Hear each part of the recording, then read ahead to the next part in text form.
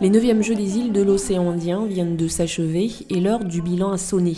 Sur le plan sportif, la manifestation a été une vraie réussite. Néanmoins, des incidents ont émaillé ces Jeux. Le président de région et la présidente du département ont souhaité s'exprimer en dehors de la polémique dans l'espoir d'apaiser les esprits et surtout de se tourner vers les 10e Jeux dont l'organisation a été confiée aux Comores.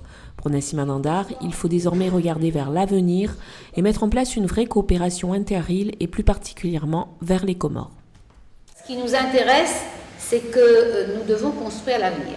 Et l'avenir immédiat, je dis bien l'avenir immédiat, c'est bien, je reprends ce que le président de région vient de dire, c'est bien d'engranger les 10e Jeux des îles à venir, parce que 4 ans c'est demain. Nous envoyons un message au gouvernement pour surtout préparer l'avenir.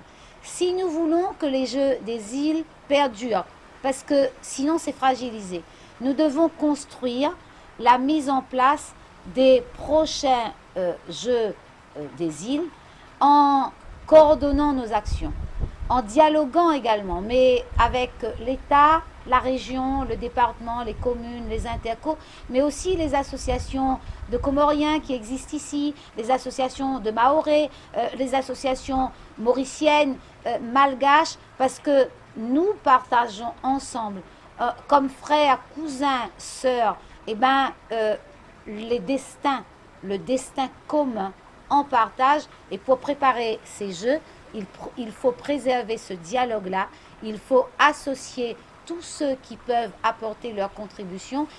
De son côté, Didier Robert, président de la région Réunion, a souligné que depuis plusieurs années, les deux collectivités ont mis en place des projets de coopération dans le but d'un développement économique et touristique de toutes les îles de l'océan Indien. Les Jeux des îles doivent venir conforter et renforcer ce positionnement. Nous faisons ce matin cette conférence de presse département et région pour au moins 2 raisons.